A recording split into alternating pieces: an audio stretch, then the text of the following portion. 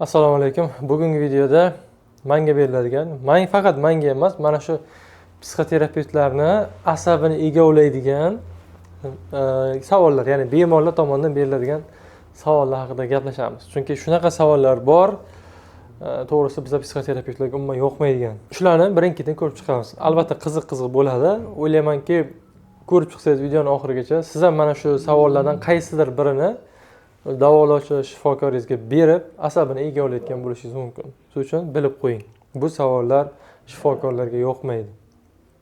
Birinchisi, qabulga kelishadi bemorlar, dori yozib beraman, psixoterapiyani o'tkazaman, xatolarni anglataman va dorini yozdirib bering deydi-da, dorini yozib berganingizdan so'ng yoki onlayn kursga qatnashadi bemorlar. Onlayn kursda ham anaqa qilishadi-da, keyin shu savolni berishadi. Doktor, dori ichib keta olamanmi? Vrach qayerdan biladi bu narsani? To'g'risida avvalambor nevroz bu dorisiz tuzaladigan kasallik o'zi. Ya'ni inson o'zi harakat qila olsa, dori shart emas. Unda nima uchun dori yozamiz? Biz o'sha bemorni qo'llab-quvvatlash uchun, ana shu neyromediatorlarni balansirovka qilish uchun yozamiz. Gongni ko'paytirish, serotoninni ko'paytirish, kortizolni pasaytirish, adrenalinni pasaytirish, mana shularni balansirovka qilish uchun. Chunki bu narsa o'zi tabiiy organizmda balansirovka bo'ladi, qachonki men xotirjam bo'lsa. Misol uchun men hozir nimadandir asab bo'lsa, menda ham neyromediator o'ynab ketadi.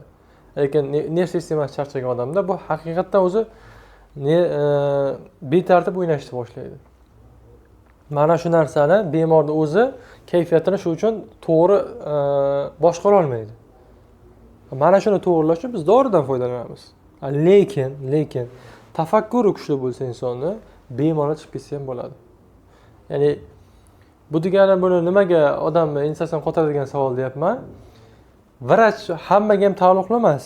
Yozdirib oladi dorini. Shunaqa bemorlarga doktor dori yozib bering deydi. Yozib beraman. Yozib bergandan so'ng bir kun, ikki kun ichadi, nojo'ya ta'sir beradi. Endi chunki bizning dorilar shunaqa ta'siri bor. Boshida bir qitiqlaydi, nojo'ya ta'sir beradi. Nojo'ya ta'sir bergandan so'ng nima deydi? Doktor dori chiqib ketsam bo'lmaydimi? Lekin boshida dori yozdirib oladi. Dorining nojo'ya ta'siriga chida olmaydi. Mana shu savol. Bu o'ziga bog'liq. Harakat qilsangiz dori ichib keta olasiz. Dori ichyapsizmi, nojo'ya ta'siriga chidaysiz. Ikkinchi beriladigan savollardan bittasi, dorilar ziyon qilmaydimi bir oyog'imga yoki dorilarga o'rganib qolmaymanmi? Harakat olib ko'r. Mana shu egrimdagi xalatni kiyish uchun men 9 yil o'qiganman. 6 yil bakalavr, 3 yil magistraturada. Dorilar, farmakoterapiya hammasini biz o'tganmiz. Men shu dorini yozyapmanmi? Demak, sizga shifo bo'lish uchun yozyapman. Men sizni o'ldirish uchun, narkoman qilish uchun yozayotganim yo'q. Ya'ni Ibn Sino bobomiz aytgan gapi, biz 3 kishimiz. Sen, men, kasallik. Men tomonga o'tib, men aytganlarimni qilsang, shifo topasan. Kasallik tomonga o'tib olib, o'zingga bilganingdan qolmaydigan bo'lsang, bor, bilgan ishingni qilaver degan. Men senga yordam bera olmayman. Siz ham shifokor sizga dori tayinladimi? Yozdimi? Aytganini qiling. Har holda sizdan ko'ra ko'proq mana shu soha bo'yicha ta'lim olgan. Qaysidir insonlar gapiga kirib, umrida bir farmakologiya FS'ni bilmaydigan inson, misol uchun unday gapiga kirib yoki oddiy mashina tuzatib yurgan inson yoki umuman farmakologiyada xabari yo'q, dala ishlarini qilib yurgan inson farmakoterapiyadan sizga dars bersa, bu dorini ichma, o'rganib qolasan desa, oyda boshingizni ushlab qolmang. Kimning gapiga kiring? Mana shu soha bo'yicha ilmi bor insonning gapiga kirish kerak. Yo'q. Bemorlarga yozdirib bersam, doktor o'rganib qolmayman, narkoman bo'lib qolmaymanmi? Bir oyog'imga zarar yetkazmaydimi? Xo'p, yetkazadi desam nima bo'ladi? Ichmaysizmi, nima bo'ladi endi? Nima qilasiz? Ichmasangiz qanday qilib tuzalasiz? Doktor yozib berdimi? Aytganini qilish kerak, ichish kerak. Kimlardir bahonasiga kirib ketish kerak emas. Sizni o'zingiz mustaqil fikringiz bo'lishi kerak. O'zi nevrozdan chiqish uchun odamlarda o'zi mustaqil fikrlash, tafakkur kuchli bo'lishi kerak. Mustaqil fikri bo'lmagan, tafakkuri kuchli bo'lmagan inson bilan ishlash men uchun o'ta og'ir. Chunki fikrlolmaydi-da. Harakat qildirasiz fikrini ochishga, miyasini shu o'zida bo'layotgan holatda tanqidiy fikrlashtirishga, uni boshqacharoq qarashga o'rgatishga harakat qilasiz. Lekin o'zi fikrlamagandan keyin qiyin. Shuning uchun dori yozib berdimi doktor? Sizga shifo bo'lish uchun yozgan. O'ldirish uchun yozmagan, mayib qilish uchun yozmagan, narkoman qilish uchun yozmagan. Xo'p, shuning uchun aytganini qilib, dorini iching. Keyingi bemorlar qabulga kelishadi. Endi bilasizlar, men doim aytaman, nevroz birdan tuzalmaydi. Meni qabulimga kelib, super inson bo'lib ketmaysizlar. Xatolaringizni anglaysizlar, nima qilish kerakligini tushunasizlar.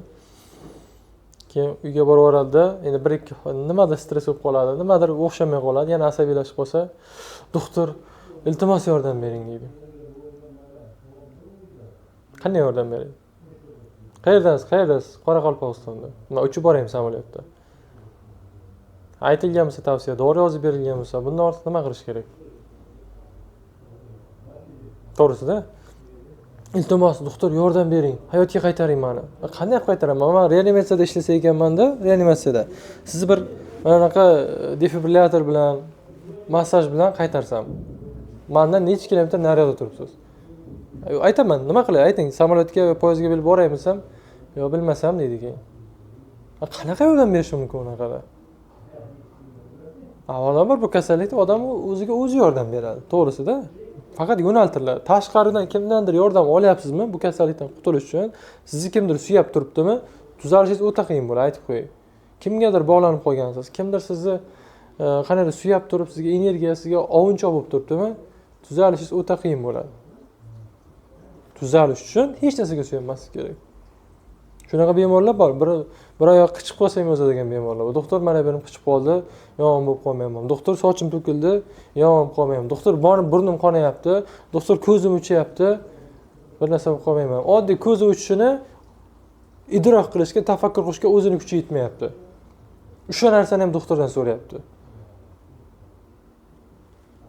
To'g'risida bundan qutuladigan inson hech narsaga suyanmasligi kerak.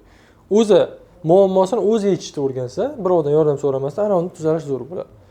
Oddiygina misol uchun soch to'kilishini ham doktordan so'rab, "Voy, unaqa bo'lyapman, bir narsa bo'lib qolmayman." Kimdir unga maslahat bermaguncha ko'ngli joyiga tinchimasa, aytib qo'yay, o'zlaringiz go'rga tiqasizlar.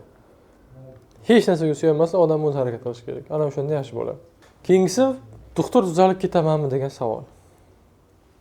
Doktor tuzalib ketamanmi deydi. Avvalambor kasal emassiz. Qayeringizni tekshirsa ham hech narsa chiqmaydi. Nevroz bu kasallik emas, bu yomon xarakter deyman, bu holat. O'sha holatingiz nima olib keldi nevrozni? Siz oilangizni yaxshilasangiz, pul bo'lsa pulni to'g'rilasangiz, hamma narsani hayotingizni tartibga qo'yib olsangiz, rejimingiz noto'g'ri bo'lsa, rejimni to'g'rilab olsangiz, bo'ldi, tuzalib ketasiz. Lekin oilangizni to'g'rilamasdan, hech narsani to'g'rilamasdan turib, doktor tuzalib ketaman deb o'tirishingiz bu g'irt ahmoqlik. To'g'risi, qanchalik gaplar og'ir botmasin, achchiq haqiqat shunaqa. Siz qachon hayotingizni to'g'rilaysiz, siz qachon muammolaringizni yechim topasiz, qachon hayotga boshqacha qarashni o'rganib mana shu fe'liy atvoringiz, xarakteringiz o'zgaradi, keyin tuzalasiz. Doktor tuzalib ketamanmi deydi. Xo'p, tuzalib ketasiz, nima o'zgaradi? Tuzalmaysiz, nima o'zgaradi? Men sizni tuzatuvchingiz bo'lmasam, men sizni misol uchun stomatolog bo'lganimda ham boshqa gapida, doktor, tishimni to'g'rilab bera olasizmi? Doktor, tishim yaxshi bo'lib ketadimi? Doktor, boshqa tish qo'yib berish qo'lingizdan keladimi deganda, ha, men aytardim, qo'limdan keladi. Yoki ko'rardim, yo'q, sizni tishingiz to'g'ri kelmaydi, mana bu joyga bunaqa tish to'g'ri kelmaydi deb aytgan bo'lardim. Bizaniki unaqa emas, bizaniki hech narsa ko'zga ko'rinmaydi, bu sizning xarakteringiz, genetikangiz, ruhiyatingiz, qalbingiz bu. Bu narsa menga bog'liq emas, bu narsa o'ziga bog'liq. Uni faqat yo'naltiramiz biz. Siz o'shani hayotga tatbiq qilsangiz, olam guliston.